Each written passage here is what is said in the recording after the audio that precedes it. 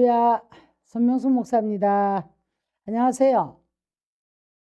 우리가 요즘에 뉴스를 보면 좀 답답하죠. 예. 그렇다고 우리가 믿는 자들끼리 앉아서 은혜만 나누고 살 수 없는 것이 또 삶이잖아요. 세상에 나가서 또 사람 속에서 부딪히면서 살아야 하고 또 먹어야 살고 그러기 때문에 삶을 우리가 무시하고 살 수는 없잖아요. 그런데 이제 가장 우리 믿는 자가 힘든 게 뭐냐면 세상을 이기는 방법입니다. 그리고 세상에 나가보면 주변이 관계라든가 이 모든 것들이 참 힘들어요. 그렇다고 무시하고 살 수도 없고 날마다 대적하고 살 수도 없고 또 가장 힘든 게 뭐냐면 세상 속에 나가서 우리가 일하고 먹고 또 뭐 많은 사람을 관계하면서 사회생활을 하면서 가장 힘든 게 뭐냐면 세상을 이기는 방법입니다. 예. 근데 이 방법을 자, 우리가 많이 들어요. 말씀을 들어라, 믿어라. 그리고 내게 맡겨라 그래요. 그런데 이 제가 어떻게 맡기는지 그러면 듣고 우리가 어떻게 삶을 살아가야만이 세상을 이길 수 있을까? 이거 한번 우리가 이제 의문이 있는 분이 많아요. 제가 능력기도를 12년을 하면서 정말 많은 분들의 전화를 받습니다. 근데 정말 신앙생활을 오래 했음에도 불구하고 말씀이 없어요. 그래서 정말 무지한 신앙을 가지고 있구나. 마치 선한당에 가서 비는 것처럼 그냥 마냥 내 문제만 놓고 잘되게 해주세요 하고 손 빌고 오는 것 같은 그런 신앙을 가져가는 분을 정말 많이 만났습니다. 자, 그런데 제가 오늘 하나님의 말씀을 한 절 좀 생각해 보면서 우리가 그 말씀 속에서 새로워질 수 있기를 한번 바라봅니다. 이제 우리 예수님이 이렇게 말씀해요. 요한복음 8장 31절을 가면 너희가 내 말에 거하면 참으로 내 제자가 되고 진리를 알지니 진리가 너희를 자유케 하리라. 이렇게 말씀을 해요. 그런데 좀 더 내려가 보니까 내 말이 있을 곳이 없으므로 나를 죽이려 하는도다. 이렇게 말씀해요. 자, 우리가 요한복음 5장에도 가서 내 말을 듣고 또 믿는 자는 영생을 얻었고 이제 이렇게 말씀을 합니다. 요한복음 1장을 가면 태초의 말씀이 계셨는데 그 말씀이 육신이 되어 오신 분이 요한복음 1장 14절에 가서 예수님을 이렇게 말씀을 해요. 자, 예수님 시대에 베드로와 야고보와 요한을 데리고 변화산에 올라갑니다. 그런데 거기서 참 가히 말로 표현할 수 없는 이런 신비의 체험을 하고 난 베드로가 여러분 여기가 좋사오니 그래요. 근데 하나님께서는 아니라는 겁니다. 그래서 이제 우리가 예수 믿는 분들이 먼저 이 정체성을 깨닫고 하나님께서 우리를 부르신 목적이 있거든요. 목적이. 그래서 너는 오라 와서 듣고 네가 죄사함을 받고 안식을 누려라. 그러면 이런 복이 있을 것인데 너희는 이 복을 받아서 세상으로 가라. 가서 나의 증인이 되어주라. 이것이 복음입니다.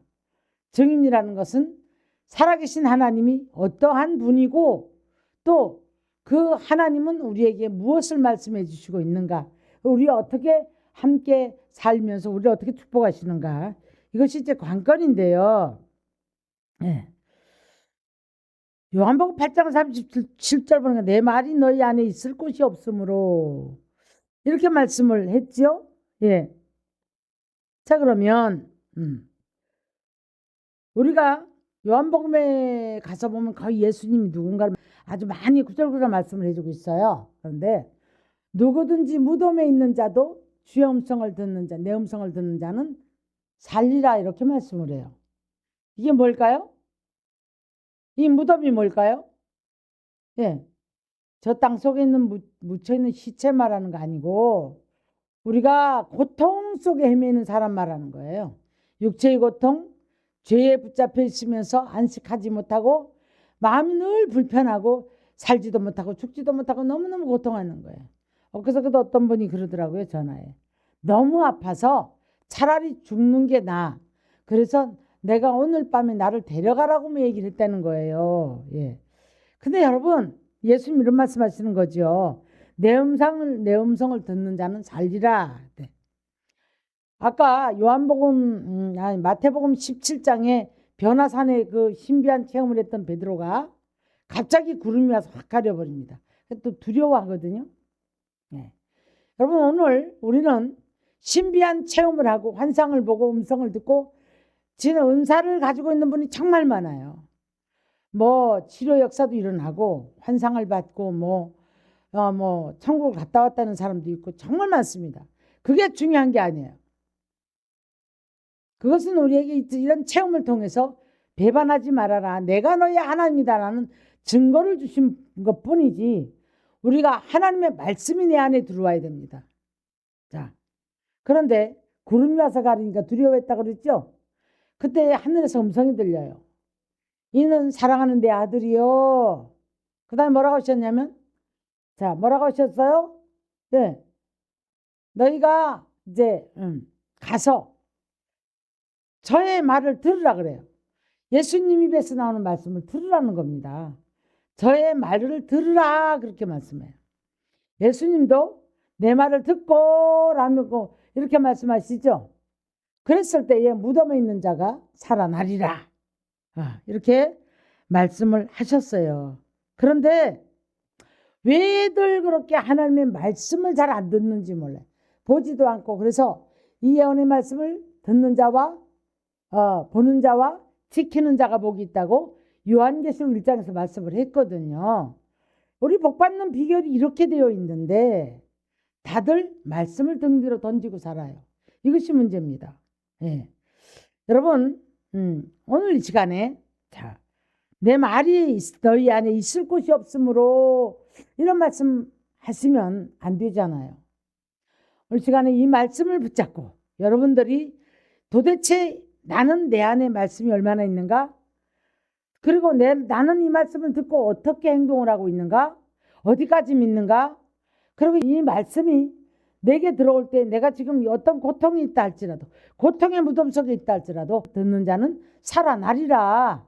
그랬으니까 자 우리는 오늘도 말씀을 들을 수 있는 귀가 열려지고 들었으면 마음에 간직을 하고 그 말씀을 듣고 그대로 말씀을 행하기 위해서 지키려고 몸부림치는 저와 여러분 되시기를 주님의 이름으로 축원합니다.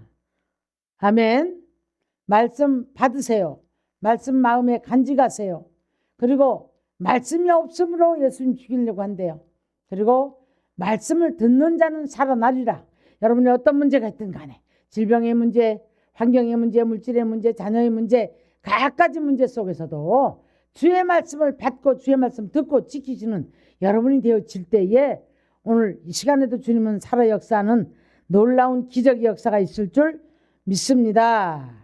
아멘. 아멘.